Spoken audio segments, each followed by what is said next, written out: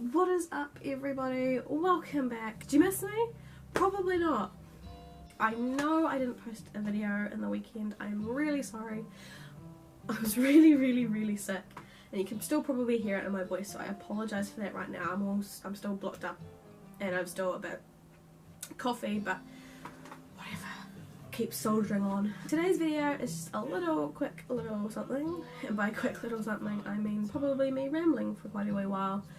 It's a video of how I knew I was trans. If I'm really super good at editing by now, I should be able to put a title there. Trans people kind of fall, well, from my kind of experience, they kind of fall under the under two kind of categories. One where they kind of know right from when they're little, and they pretty much vocalise that right from when they were young, and those who kind of discover it later on in life. And I was both fortunately and unfortunately in the latter group, which is I didn't work it out until I was a lot older. When it comes to being trans, and when I'm asked, you know, how did I know I was trans, it's usually more worded in the way of like, so when did you decide to be trans? Here's the thing, I didn't decide anything. I didn't wake up one morning and go, you know what, I'm going to change my name, my pronouns, I'm going to completely like change who I am and, you know, make people change how they see me for fun. I'm not going to put myself through, you know, heartbreak and, you know, the threat of, you know, my own safety just for a prank.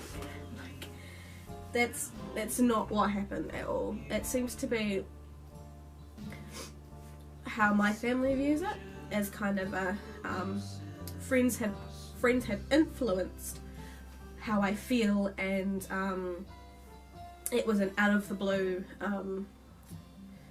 snap decision, and I was just deciding to do it. There was no basis for me being trans at all, and which I'd like to say is completely wrong. To be perfectly blunt, I didn't decide. I didn't want to have to deal with gender dysphoria. I didn't decide that I wanted to feel uncomfortable with who I was. I didn't decide that I wanted to go through the strife of trying to get hormones, trying to get top surgery, to try and be recognised as a male.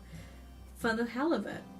Who wants to, you know, read stories, you know, week after week after week of trans people being killed, having issues with bathrooms constantly, you know, discrimination, hate speech, you know, that's not something that I personally actually wanted to deal with in my life, and yet apparently it is.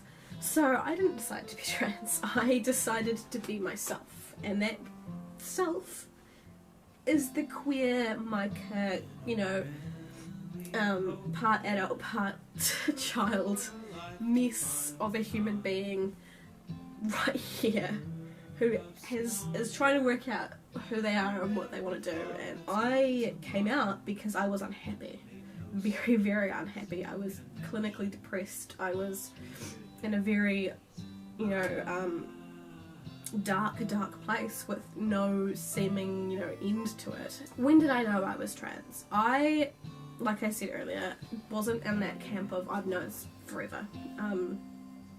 I wish that was the case in some ways, because I would have had an opportunity to try and access hormones and stuff like that a lot sooner. You know, I'm 22, I'm on my, you know, second testosterone shot. I wish I could have, you know, been put on puberty blockers so I didn't have to, you know, develop the body that I have. But, you know, you can't change what's in the past. But at the same time, I'm also glad, because I was brought up in an environment where, I think I've said this before, but LGBT kind of stuff wasn't always talked about in a positive light. It was more often than not talked about negatively. But I am, of course, getting a bit sidetracked and a bit off tangent. But basically, I never had the language. When you're brought up in an environment where that kind of stuff isn't talked about, you don't develop the language in order to talk about it, if that makes sense. So I was your tomboy. I was, you know, always dressed quite feminine. My mum picked my clothes, so I was often wearing, you know, light colours, pinks, pastels, you know.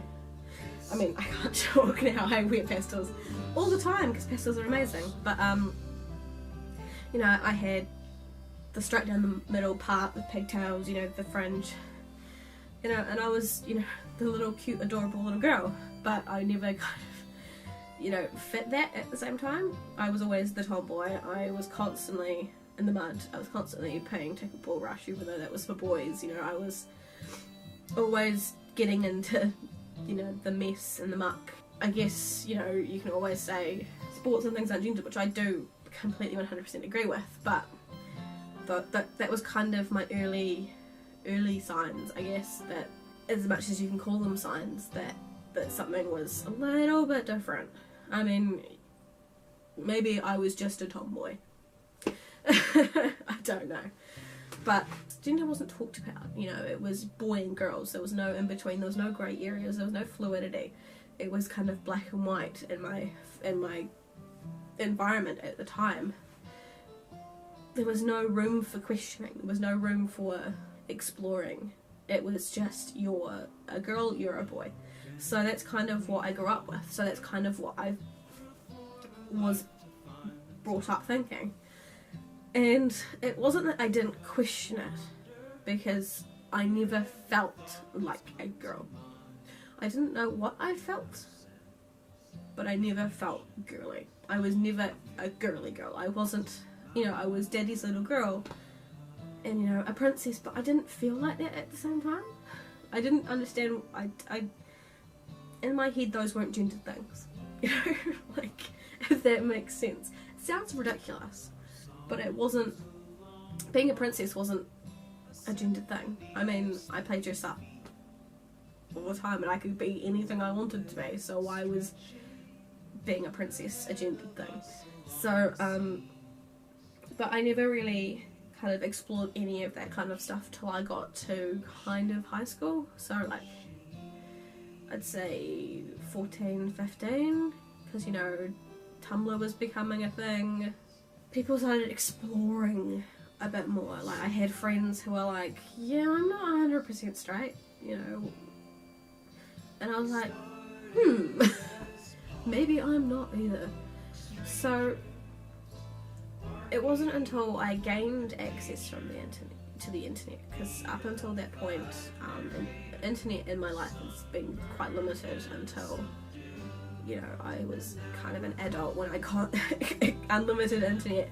So, and it was always semi-monitored, so I never had the ability to explore as much as I wish I could have, you know, earlier.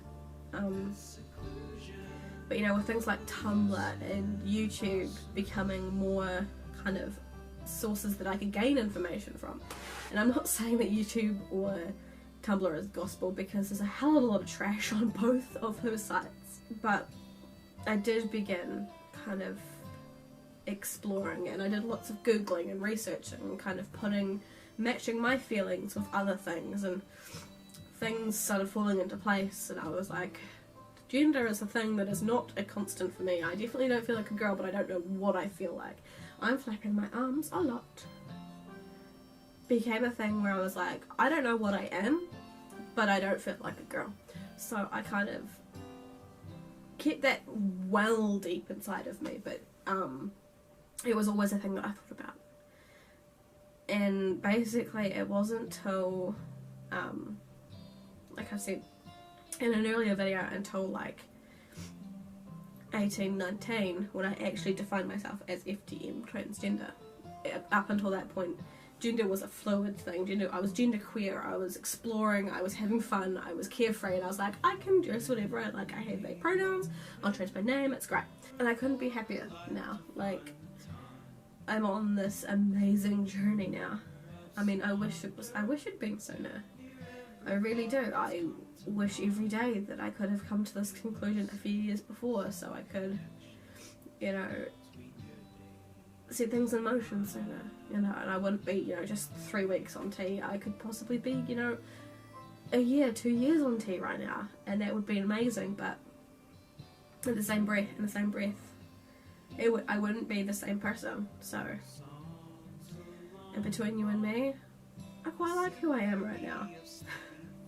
Without sounding like the biggest egotistical, like, stuck up individual. I like where I am. I really do. And regardless of people's opinions, regardless of the fact that my family and I aren't talking, you know, regardless of the fact that, you know, I don't know how all this is going to turn out, or how things are going to turn out in general with acceptance, or in both my personal life and, you know, in the world in general. I'm the happiest person right now. I am happier than I've ever been. I'm more confident in who I am and more sure of who I am. It's not to say that I don't have days where it's like, what is gender? But they're so few and far between now. I'm comfortable being openly trans and comfortable with being Micah, he, him pronouns. I'm happy and open and comfortable with whatever hairstyle I want, nail polish, you know, whatever clothes I want to wear. Knowing I was trans was a journey. It was a long journey, and at points I didn't think I was going to make it. There were points where I just wanted to give up on everything. I was like, I'm never gonna be happy, so why bother trying? But I got the freedom. I moved out of home. I found an amazing partner in Regan. I had the ability to see, like, finally get counsellors that would listen to me, counsellors that I felt comfortable talking to, who weren't going to just kind of fob me off. You know, I had the opportunity to meet amazing people and talk to some incredible people online, which is an amazing tool. The internet, for all its cons, there are so many pros. I mean, I found some incredible communities and some incredible people, and I wouldn't be at the stage of acceptance and the stage of my transition and the stage of my journey without a lot of people online, you know, sharing their feelings and me being able to go, oh my god, you have the same feelings as me. I see this in me. I thought I was the only person.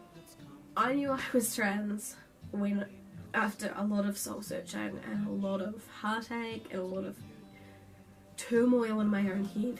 I swear to my dying day, the first time he said he and him, you know, in a sentence, and he used male endearments, and, you know, he referred to me as a guy, I got this biggest, stupidest grin on my face, and I smiled, like properly smiled for the first time in a long time.